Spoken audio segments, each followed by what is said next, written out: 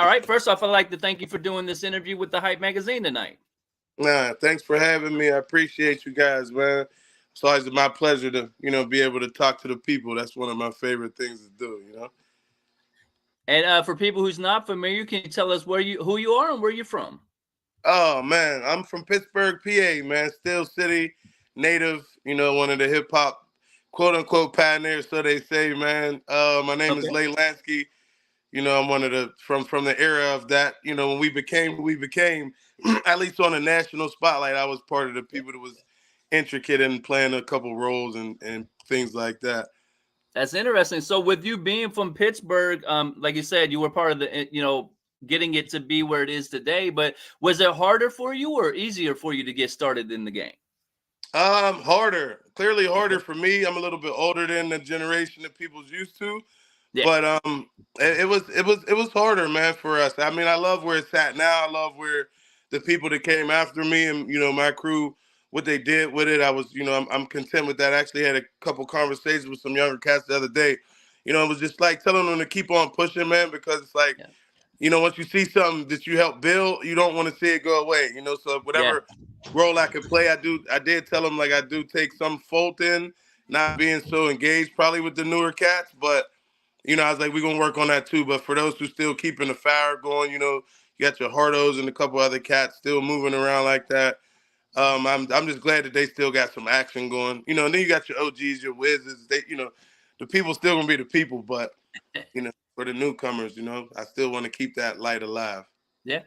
Now, what made you want to get in the music industry and pursue this as your career in the first place?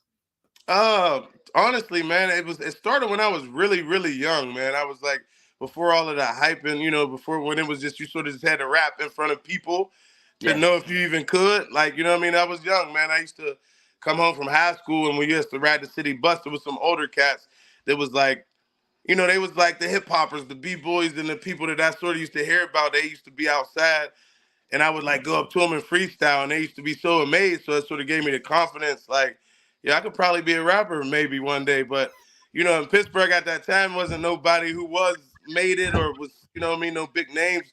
So it felt far-fetched. You never know where you're good enough. But that's where it all started, man. It was like probably in the 90s, the late 90s, where I really recognized that I really did have something and people gave me my props for it. So I sort of followed after that. Shout out to them, man. Pencils in the Cup was the name of the group I'm talking about. Alec Weaver, he's actually a Grammy-nominated film guy and photographer right now. One of the guys, another guy, he's got tons of credits as a producer. So they're still even in the game, man. Now, and they're older than me. You know what I mean? So yeah, shout out to Pencils in the Cup. They don't know who I'm talking about. So I'm based out of Indianapolis, Indiana. So we're a lot like how Pittsburgh is. Didn't have anybody who broke out, and then you guys were able to break that ceiling. What were some of the things you guys did early on, you think, to be able to make that national exposure and put your city on the way you did? Honestly, I think I can remember it's not like yesterday, but close enough. Like the professionalism as far as like the approach coming from like really like from the streets or from a nowhere technically as far as the industry goes. We sort of, when we started to record, we wanted to sound as good as the people we listened to. You know what I mean? So when it came to production, album covers, we mimicked everything we seen and was like, what's the difference? And at the time we was, what I would call what you would call like illegitimately funded. We was good. We was running around, so we could afford to do what they did. We had to figure out what they were doing. So we contacted people like Miami Chaos. If you remember back in the mixtape era, he was big with the cover art, like the biggest names. That's who they used was him. As far as collaborations went, we reached out to people, and when they heard us, they was like, "Yo, they don't sound local." So that was really where it really started, was when we didn't sound like the Basement per se. You know what I mean? Like the beats was top notch. You know what I mean? The imagery matched the music. So it was something for people to at least like people looked at it like, wow, that's so-and-so, that's such and such, but they know us, but then they're like, from a music perspective, they're like, no, they're good. You know what I mean? So that was that was probably what did it, was how we was able to take somewhere that was really seemed like nothing beforehand and sort of be able to balance out with the people that was in the game, and people was like, no, they're as good as them. We just didn't have the exposure yet. You know what I mean? Yeah, that's amazing. So, with you coming out of Pittsburgh, like you said, being one of the pioneers for a lot of the stuff that happened, who were some of your early mentors, or who were people that gave you game when you were coming up? Oh man, actually, I'd have to give it to it. There was the guy that was a group called F3, Funky to the Third, and the thing about Pittsburgh is it used to be heavily gang. It still got a lot Yep. of activity like that, but Yep. like we was involved early. We weren't the later people that was everybody's claiming and all this. Like Pittsburgh was really a real sanctioned gang town in the 90s. So Yep. we couldn't really listen to like Raffle Neighborhood's music, like, and these guys were like from a Raffle neighborhood, but I knew them sort of because I was a little rapper and they knew of me. And I used to be like, yo, they're good. Like you would still have to hear the music, but that would be it. My man, Kima Evans, man, they call him Gun Luck. Rock and Ross was the producer. They was one of the people that I used to hear, and I'm like, yo, they got jams, like they rap, and they got tapes, like I could play their tape, you know. So that was the influence as far as Pittsburgh was concerned. Yeah. It was like it was actually I had a lot of peers too, man. They could rap that nobody knew could rap that good. So being around people that was that good, it was sort of it gave you a competitiveness to where people was that good, so you would want to Yep. rap that much better. You know, Yeah. so it was like a little inside circle of people who sort of influenced me because we didn't really have no big names. It's like if you knew so and so could rap, that was it. You know what I mean? So you Even had to stand my man, the on your Godfather talent too. more than your. Yeah, you had to, as an artist out in Pittsburgh at that moment, you had to stand on your talent. You couldn't just live off your name and credentials or anything, but you had to actually be barred up and deliver every time you got to perform. That's a fact. That's a fact. That was the golden era of it for real, because it's you had to rap. You had to know how to rap. You couldn't just have your chain and that didn't wasn't Yeah, enough. It just wasn't because it was still at that point. You know what I mean? In the early 2000s, where rap was still rap. You had to spit some bars, and people really put you on that scale. Like, no, yep, did you hear that? So I had a couple real memorable verses that people still talk about today. They're like, shit, it's 2024 now, so I'll say like 15 years old that they can still word for word them joints, man. Like, so I'd be grateful, especially when cats still come wow, up and be like, yo, remember when you spit this? And I'm like, yeah, wow. I haven't yeah, listened to that song maybe in 8, 9 years, but yeah, so I was one of those known barsmiths too, So and my crew that was around yeah, me, they got that good too. Like one of my best, my little brother, Boaz, and it was always hard to accept that he was better than me per se, but it was a good thing because it was like yeah, I helped to become it. I was one of the people that helped yep, mold that, and I was always there. So it was sort of good to see it. And even if you start getting up in years, and Jordan starts to look at Kobe like, all right, yeah, you got it. You know what I mean? yeah. So Pass the baton on to him. yeah, it was early too. He was like nice, fast, like, but he always, paid me the homage of, that he used to tell me that I used to hear y'all rapping because me and his older brother, that's another person that was one of my inspirations. Boaz's older brother, we Nope. used to make tapes in the house, so he would be upstairs in his room, like listening on the Okay. floorboards, and would Yeah. hear it and would write his own rap. So I'd be like, okay, he would bring them down and he blew us away. He was like 14, 15. And I'm like, yo, he raps like a adult, but good, like real rap. You know what I mean? So yeah, that was how that sort of went for us. Now, You you had and to be Boaz have been working together for a long time, and you mentioned, but how did you guys get into how did you become a manager of him? And I checked out some of his earlier work. He's, like you said, he's a barsmith. He's really dope with his pen game. You could tell he really takes the talent seriously. What made you? What about him grabbed your attention and said, let's work together? What was it about him you think that stood out to you? well, I mean, like I said, I knew him since he was probably born. You know what I mean? So that we Yep. already had a relationship. But Yep.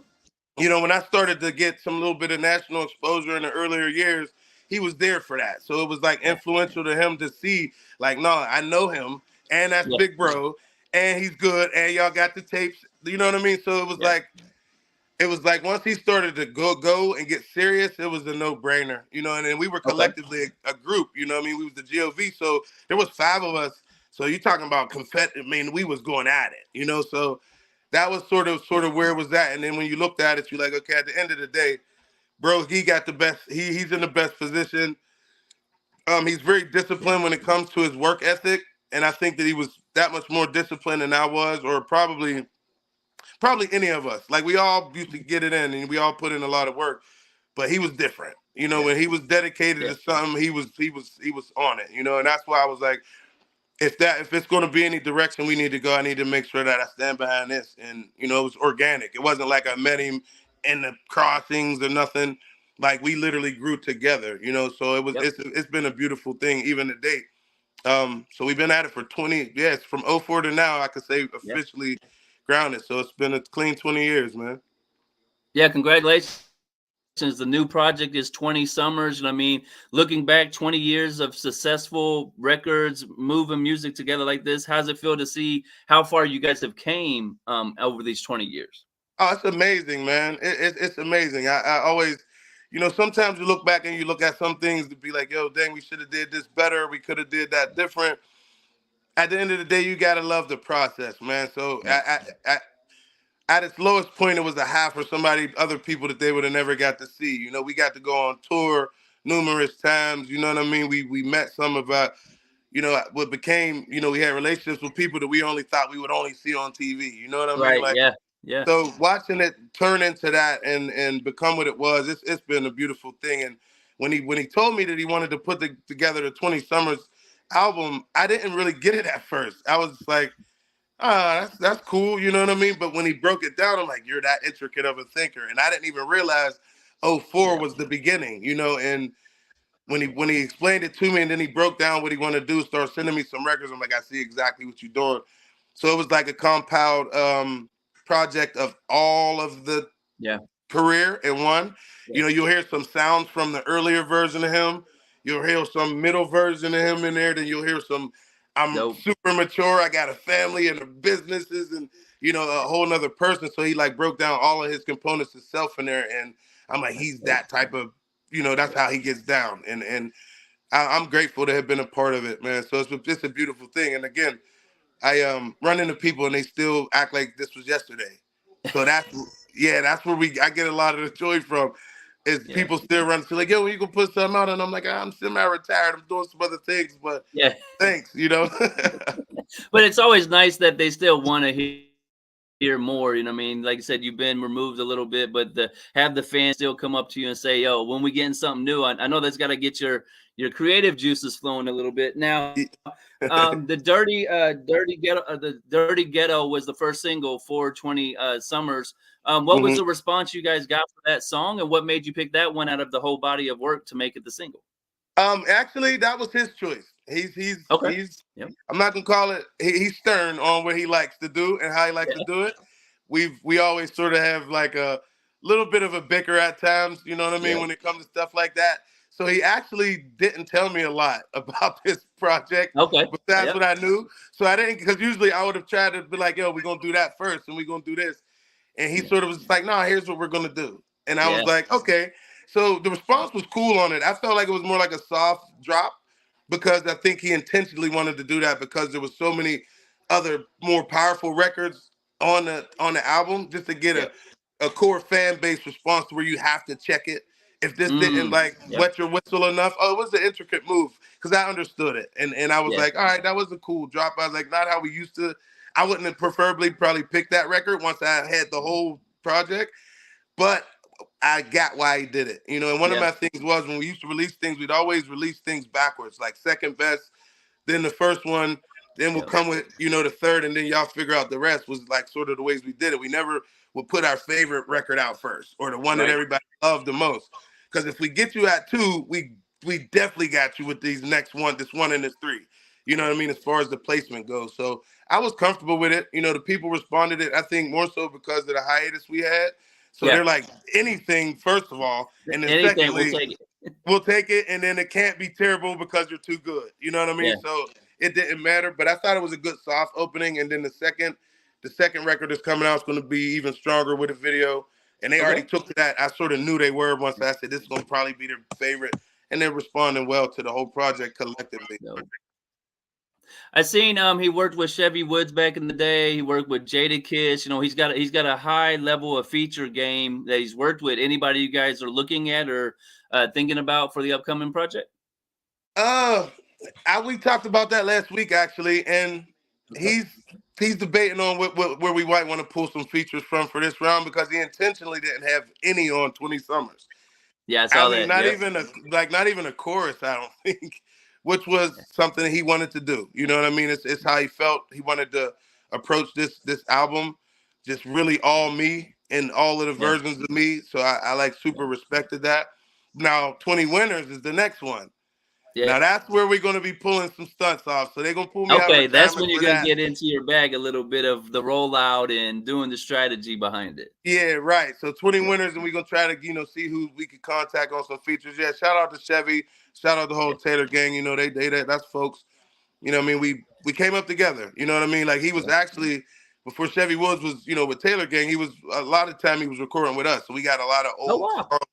Yeah, we all recorded in the same studio back in the early Okay. thousands. All of us.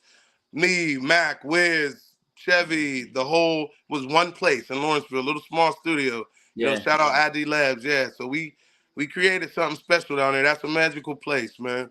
I had the honor of hearing some early Wiz before he ever released. It was on some techno type vibe to him. Like, did you guys know Mac and Wiz were gonna grab the attention the way they did when you guys were recording in the studio back in the day like that? Was there something about them that stood out, you think? Actually, I have to say yes. Yeah. And I'm gonna give it partially just because of the discipline that they had on how things were becoming.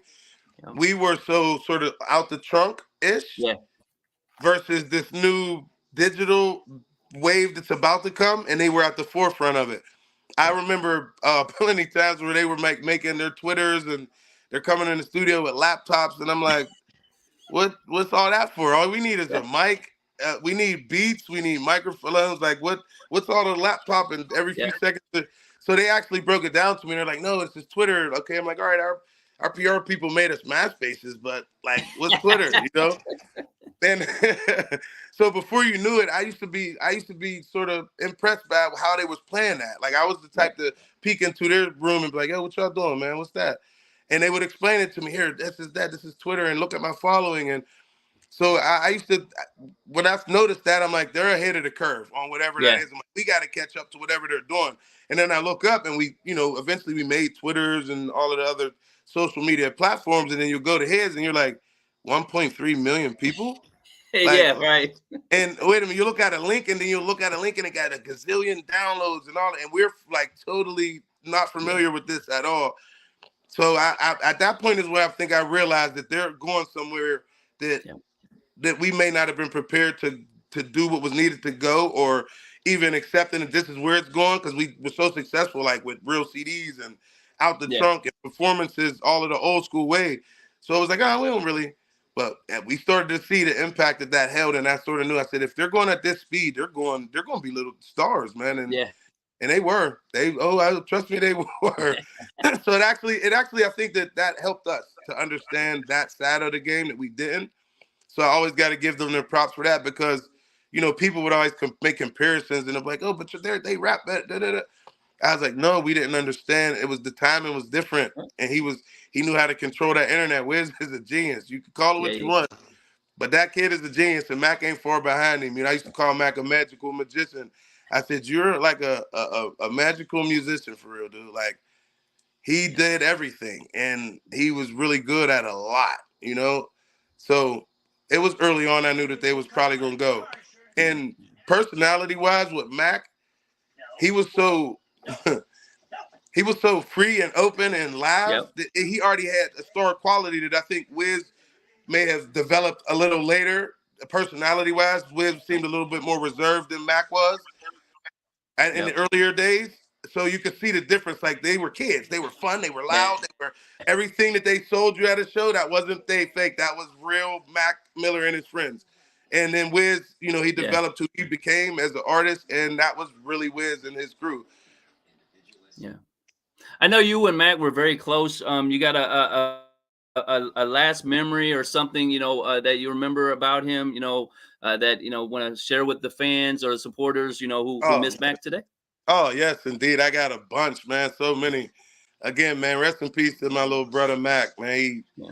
He was, like I said, he was a special guy, man. As soon as I met him, I got so many, but I have to share share one where we was all in the studio. This is in the earlier stages when I met him. He was probably, I'll give him 15 at best, 15 years Okay. old. And when I came in there, I seen he had a poster up. And this is another thing that he was ahead of the curve. Like, this was an album cover poster. Yep. We don't have none of that. We ain't printed nothing yet. He already got one, and he's in high school. So he got an Easy Mac poster. It's a poster to say Easy Mac. It's a mac and cheese box with him on it. And I was like, yo, this is the silliest, coolest shit ever. Like, excuse me, but I'm like, yo, who's this kid? You know what I mean? I hadn't met him yet. So eventually I ran into him and I like peeked in on what he was doing. Like, let me check out what y'all doing. And he let me hear some stuff and I was like shocked how good he was as far as the rapper and the artist, because people always be like, oh, the little white kid think he could. Nobody. Yeah, I mean, he was a real live art. It was shocking almost. So long story short, I had one of our buddies, he used to spit or whatever. He was pretty nice. And he was sort of like, not clowning, but like, get them out of there, man. We recording, da-da-da-da. And I'm like, yo, I'll bet that he could get me. And when I say Mac didn't get a drop afraid of this contest to go down, bro. When I say he was excited for it, my man's like, oh, well, I'll chew him right now. And let's drop a beat. And he got out on my homie so bad. And I mean, he embarrassed him in a good way, but he did it so playfully that he couldn't be mad. He was just mad that you lost. And I told you were. Yeah. And he was that good, man. And that was just one of many memories I got with him. And we've been like, we kept it all the way till he passed away, unfortunately. Yeah. He was a good dude, great artist, great musician, talented beyond what people would probably get to know. I mean, obviously people know from his work, but to be there and to see it and to watch it develop and become what it was a special thing. He had his hands in a lot of stuff in the studios. People will never know it was him, but he was in rooms and giving suggestions, or he just played a big part in a lot of music that we love today that he never gets that credit for. Indeed, no question about it. And he was that. Go ahead. Oh no, yeah. And I was like, I remember I went to his house when he was staying in LA, and there was so many LA rappers that was coming up, like his Earl Sweatshirts and like all of these cats, and they was like in his house studio. They're like just coming in and out, and I'm like, yo, he got this type of influence on everybody because he's that open. He was like a big heart. Like, I'll help you. Like, I want to do the song with you. Like, we'll figure out whatever the split sheets and all of that later. Like, let's just be creative. And I remember being out there and seeing people coming in and out. He's not even there at the time. His homies were there, but he was like, yeah, Lay, I'm not around. But you could go to my house and check it out. And I'm in there, and them people's coming in and out, and I just was like, the impact that he had was so powerful. So people know what I'm talking about, like your Schoolboy Q's and the people that he really got to build with. We was on tour with them in 14, the Under the Influence tour. So we was with Kendrick. It was, I think it was Drum, Kendrick, us, Wiz, me, Bo. But it was a heck of a tour, and it was when TDE had just really started to be. Yeah, they just got started at that time. Yep. Yeah, so he was the bigger act at the time, technically. But the relationship that he built with people who got to cross his path, it was always organic and genuine. Like, you'd have to cross Mac first, you know what I mean? He's an open-hearted kind of guy. So yeah, that was my fondest ones, man. Now you're doing something really dope right now. You're in Blam Wrestling. You got a dope show or TV series. Let's get a little bit into that. What is Blam Wrestling for people who's not familiar, and what got you involved in the first place? Yeah, I've been about the last 5-6 years. I've been in the film business a little bit. Trying to push my creative niches other places, and it's been working for me a little bit. So, excuse me. Originally, I was working on another film with my business partner. And he just randomly came up with this idea in the middle of us writing some other stuff. Like, yo, I had this idea about what if two dudes from the hood just like became wrestlers, man? Remember when we was little, how everybody wanted to be Hulk Hogan or da-da-da? And I'm like, yeah, I never thought of that. Like, I mean, who thinks of that? He's like like just the regular Joes. Like, what would it look like? Yeah. What would it be? So that's where the idea came from. He brought the idea up, and then I'm like, well, shoot, let's play with it a little bit. So Okay. Blam is actually it's a urban comedy. It's an urban wrestling comedy. Okay. That just two regular guys from the hood that ended up finding a way to get into a tournament for wrestling, and the journey of having to do so. Uh, the response has been crazy, man. It was a beautiful thing to do. It was like fun to make outside of always something being crime or street or something that we so accustomed to pinning to. It was a breath of fresh air for me as a writer to do. So Yeah. I got to create characters. I got to write crazy dialogue, and I'm the editor, director, we did everything on our own. So it hopefully, I'll say within the next year, we would hope that it gets picked up or we could get some placement for it. But it's something special, man. We got Okay. Blam Wrestling on any Yeah. social networks. You want to get a peek at some of the characters that we'll be doing. We just had a beer at the beer festival, the biggest beer festival in Yeah. the United States. So we got a Blam beer right now that people love. Yeah. It's gonna be in the grocery So stores. Yeah, they partnered. They actually partnered with you guys. So I was gonna get into that a little bit. How did you get them to partner with Blam Wrestling to create this beer at the festival, or what was that conversation like? yeah, that was deep. We had done it 2 years ago, and I wasn't there. I was out of town. My business partner went with another partnership a couple years back, and it was successful. But I guess we got a lot more looks this year because we're closer to finishing the film, so Okay. more people know about it. So it's the Yeah. namesake. They're like, "Oh, I heard of that, or I've seen that, or I remember."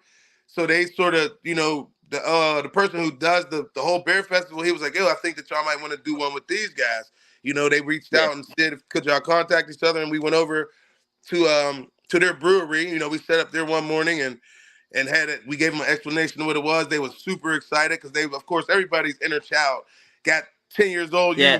Something about wrestling. I almost don't care who Yep. you are unless you're like totally against it all. But so they was like, yo, I remember we start talking wrestling and trying brews out at 9 in the morning.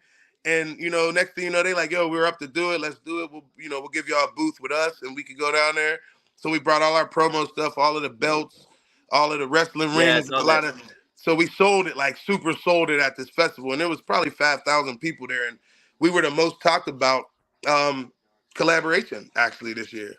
So The that's really owner. interesting to me. So you guys have spent all this effort in the marketing and promotion of it, but you haven't actually released this film yet. This is still in the development phases. So I love it because a lot of people put stuff out and never talk about it coming or getting people excited. So you've got your whole town just waiting for it to drop so they can see Right. what all this excitement was or what they heard about. I love that. Yeah, and I sort of use the same thing from a music approach. You know what I mean? I said you Yep. got to build anticipation. So the way that I looked at it was sort of similar as far as how we laid it out. And I was like, you don't want to do too much too fast because it's going to take longer than if you put out a tape. I like we could put out a tape Yeah. in 6 months.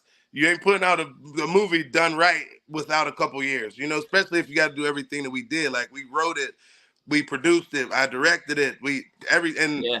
like what it doesn't happen like that. Put it like that. To the point where even the people that I'm dealing with, the agency that's helping me shop it, they're like shocked on how it got done. They're like, so it was just like YouTube? Yeah. And I'm like, yeah. And they're like, that don't happen. So that marketing side of it, we put in a lot of work. So, God willing, it'll fall in the right hands and it'll work itself out.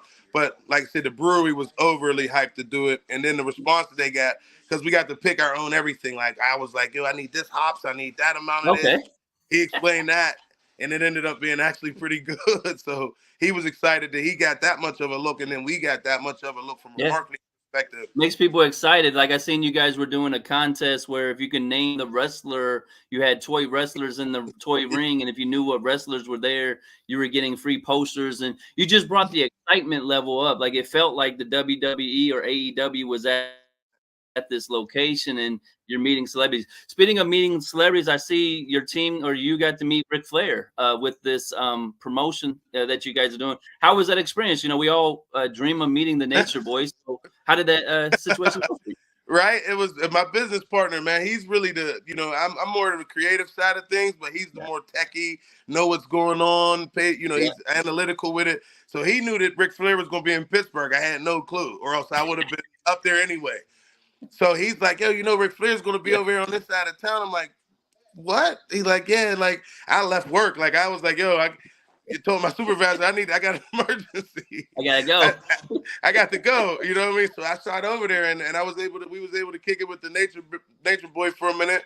Got a quick Wow. little explanation. I was like, I could talk his head off, but I'm like, yeah. He's like, you got a belt? I'm like, yeah, this is from our film. He's like, oh, okay. I said, it's Blam, man. He said, Blam? I said, that's enough for me. Once you say it and you hear it one time, I'm good to Yep. go. So yeah, Oh, that's the rollout for your movie when you finally get the major release date and all that. You run in the Ric Flair, woo, Blam Wrestling, and then oh, come on, man. Yeah, it's that, and then rest in peace to Virgil. He was the $1 Million Man's sad guy, and he's from Pittsburgh, and before he passed away, probably I think maybe a year ago or so, or something close to that. But when we first started working on the film, we ran into him at an AEW event. He was just in the building. We ran into him in passing. I'm like, oh, that's Virgil.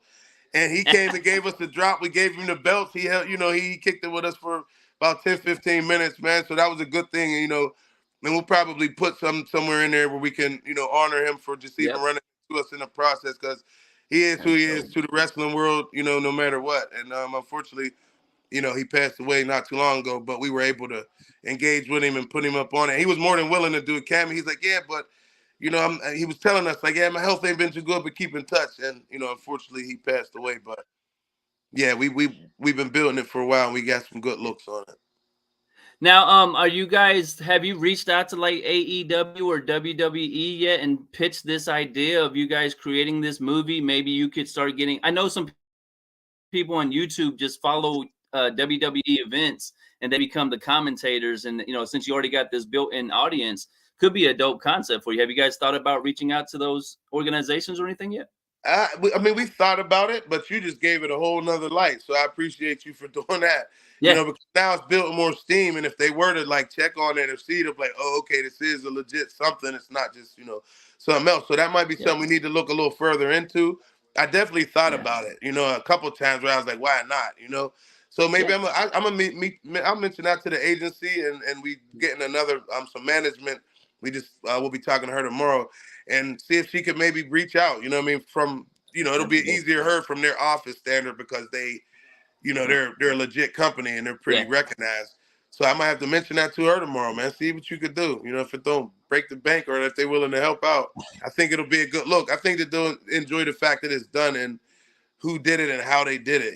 That I think that, if they get a look or a wisp of it, that they'll probably show some love. So we'll check that out. I know AEW is definitely looking for those getting intertwined into hip hop. And so since you have your musical back roots, you got kind of a cheat code you can leverage.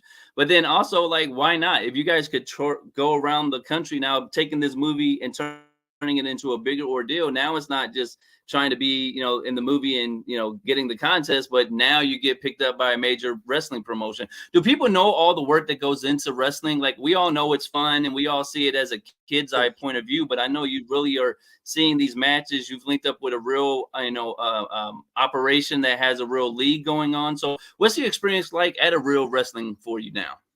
Man, it's different. Like, I didn't know that so much went to it either. Like I said, we look at it just from an entertainment perspective, and they got the like the history on A&E and on how some of that stuff goes. So you get a little bit more insight now. Before that, they would have never told you none of what they'll speak about now as far as how it goes. But the training, the preparation for those matches is, you got to want to do it. You know what I mean? It's not something that's easy. We had to train like the regular Joes. The regular Joes, literally like our homies. So they don't have technical training for wrestling. So we had to really set that up for them so they wouldn't get hurt, or they could at least feel how to fall, how to do certain moves. Like, there's so much to it. And in the film, we sort of hint on that from a comedic point of view too, because you need to know it. You're gonna have to train. It's not like I'm gonna just go here and put on my tights and talk crazy. Like, it don't go that way. So yeah, just watching them do that, it was dope. Like, I didn't think that it was that much. It's a lot. It is a whole lot. And then putting it into production in a movie film format is even harder to do, because you got to keep going and do this, and then you can't hurt the people. Like, they can't keep doing this for so many times, if because it's like, how many slams could you get until you get the right one? That's a lot going on. So they got to be in shape, you know what I mean? They got to be prepared. They got to learn how to take falls. They got to learn how to take bumps and all this other behind the scenes stuff. Yeah, but it was a good experience though. It was special to see, man. I see they also have Blam Kids. So before we get out of here, can you give a little bit about what Blam Kids is and how exciting has it been for you to see the reaction that the kids have when they, come and are involved in this opportunity? Yeah, the crazy part is we had a scene written in another format, like it was for a series, so it would have been like a couple episodes later where the kids was involved, being the adults in a flashback sense. So when my agent said that he wanted me to redo sort of the pilot episode to make it more film formatable, I was Okay. like, well, I'm gonna have to pull a lot more scenes out that I didn't think I was gonna have to shoot, and the kids was one of them. So I'm like, gotta do it. So I'm like, this is gonna be the most difficult one because they're kids, you know what I mean? But Yeah. it was actually the total opposite, man. Shout out to the youngins that came through. We just did some rehearsals the other day, and when I say they nailed it, I mean I was shocked and impressed. So it was just wonderful to see how excited they was. They running around with the belts. You know what I mean? They're feeling like little actors. Yeah. It was a beautiful thing. Like it made my week, working with them this week. So I was glad I was able to pull them into to the project that's going to get submitted. And even their parents is excited because the kids did that well. So Yeah. that was a wonderful thing. So the Blam kids, they held it down. They held it down. Like some of them was better than adults. I didn't think it was going to be that easy to work with them, but they're sponges. So once you show them Yeah. something that they want to do, they'll mimic it, and they mimicked it like spot on, man. So I look forward to them getting their shine, because I remember being that young and all I wanted to do was get on the stage or get on the TV or something. And hopefully we'll be able to make that, their Yeah. dream come true a little sooner than they probably expected. Well, you made their dream come true already just because they got a chance to live out that dream of being a wrestler and getting to have that, learn those type of things. So you've already laid that seed for that. Now you've been successful in music, and now you're successful in this role of the director. Any advice you would give to someone coming up today in what it takes to become successful? Oh man, keep going. Yeah. I honestly keep going would probably be the biggest thing to me, because once you stop or get stagnant, you start to get stiff. And I'm gonna say that from a mental perspective. Everything stands still if you don't move. Yeah. You know, so I would say keep going. If you believe in something and you feel it, I'm a firm believer in energy, and a lot of times you'll feel something and you second guess it. Don't. Yeah. If you feel it, find Right. out what you need to do to work that feeling out to become a reality. And if it's just a thought and it don't go away, there's a reason why it stayed. Yeah. And that's what I say. Keep going. Whatever it is that you thinking that you want to do, if you start, finish. That was my mistake in a lot of things. Like I said, I look back a lot and be like, dang, Yeah. I should have did this. And I didn't continue that. Like I had one of the biggest records here that was an accident that I didn't really like. They loved, but I was Yep. like, oh, that's cool. You know what I mean? I got a lot of money to perform this song for a while. So that was enough. That wasn't enough. That was just the start of something that you knew you should have finished. I'm not going to beat myself up about it. I'm glad that it went the way it went because it opened some doors for other people. I really Yeah. honestly believe that people watching us come up early gave them the belief system in themselves because they seen somebody do it. Yeah. We didn't get to see nobody do it. So it was hard to even put it in your Yeah. mind, and then to come up with Mac and Wiz and they did it, and we was able to be right there too. It was like, wow, so it could be done. So now when I see all the other cats, I know that we was part of paving that way of belief. So keep Yeah. going, man. Whatever it is that you got on your mind to do it. I love that. Now, for Boaz, we mentioned the 20 Summers. You said there's another song or video or something coming up. Any release dates we can circle on the calendar for you and him, so we make sure we check it out when it drops? Yeah, well, I don't know. East Side Story is probably going to be the next one. We ain't Okay. really set up exactly when the video be released, but everything's gonna be coming soon. It's not gonna be a flood wave, Yeah. but it's just gonna once it's gonna done, it's gonna come out all at once. So we're not gonna space too much drops like back in the day. It's like, all right, drop Yeah. this, and the next month like that. No, it's gonna be like pay attention, So just stay on his social media. But he'll be able to post up mine as well when things are coming out. So we're just gonna play it by ear. I think 20 Summers is just gonna re-solidify like what we already did, and it's going to bring more to the table. Put it like that. I don't want to put too much Yeah. out, but shout out my other partners, S Money. He's working on some things, and he was again sort of like, oh, I'm a chill, but when you got it, you got it. And if they Yeah. if they want to get it, you give it, and that's just how it goes. So I'm a pop out on a record or two. So the people that's listening, y'all got it, man. Y'all been on my neck for a while, a couple years Okay. now. I do have a notebook or two laying around, so I got some things that I could put Yeah. together. So yeah. I was So gonna pay ask you, a lot of legends are coming out of retirement. Recently you got LL just came back, you got Common just came back, so you got fans asking you to come back. What we got? Any thoughts on a yeah, release or a song at least, something to let the fans see, what's going on? Yeah, I actually that's a bunch of my motivation too. And every time that a new legend popped back out, I felt like the scum of the earth. I'm like, oh, they're beating you right now, bro. Like, so there's no excuse. You can't use the I'm tired, I'm old now. None of Yeah. that. At best you could call yourself seasoned. Now, if you put yourself out date where you really don't, want to do it, I get it. But when you do, and I've had too many moments where I did, I've like just had random moments in the studios with somebody else, and I'm like, oh, I got to go. So I'll just start going, and they like, whoa, and I'm like, yeah, it's still there. It's still there, yeah. So yeah, I got some things put together. My man J Pad, shout out J Pad. He was actually a producer that produced the All I Do record that everybody sort of took to an old weed song that everybody loved, but he produced that. And he been recently on my neck too, like, yo, bro, Okay. I'm gonna start sending you beats, man. And he just randomly sends them. So the grill's lit. The grill's lit. I'm gonna just There you go. figure out what I want to put on there and get cooking, man. So Well, now you're gonna make a theme song for Blam Wrestling, and that's gonna be performed at all the upcoming matches. You know, what I mean, you're gonna take all this in together, and it's gonna work out. Now, you mentioned your team a few times. How important is a team to you, and who are some of the members that help make everything come to get completed the way it does? oh man, like I put, without a team, I don't think that like there's no I in team. I don't care how good you think you are by yourself, you can't do it by yourself. And that's just the bottom line. As far as the music goes, it's definitely still me, Boaz, S Money. Skywalker's our in-house producer. He's always there for us. Um, JJR, up and coming young guy. He's been able to put some good things together for us. So our team is still the same guys as far as the music goes. As far as the film side goes, star named Mar, man. He's our other camera guy. Amazing dude. Okay. He started as a video director, but now he got a whole media space called a creative space, a beautiful setup for podcasts and virtual videos, photo shoots, whatever you want to do. He's really intricate in how Blam has got to where it's at. My right hand, my business partner that I created Blam with, his name is Jay White. They call him Rough Bone. Man, like that's my guy, man, because he's the type that'll believe in you more than you, Yeah. those are Yeah. the most important people I think in my whole life. Not that I was ever afraid of, whatever gifts I had. When people noticed them and would be on you about it more than you would be, those are your best partners. Yeah. So just for him to even think like, who would I take this idea to and respect my creativity on that level to do Yeah. it, it's a great partner to have. Yeah. So we did, like I said, we did this all on our own.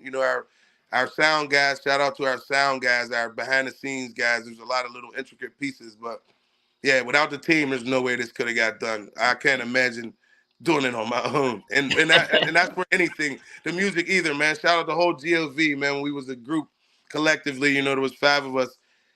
It wouldn't have been. I couldn't have had it no other way, man. Because the impact that it left on the city, it was worth it. You know what I mean? It was supposed to go that way. So So, yeah, without team, ain't no nothing. outside of music and creating Blam, the movie you're doing, what do you like to do for fun? Like if you got some downtime to yourself, what are you doing to enjoy yourself?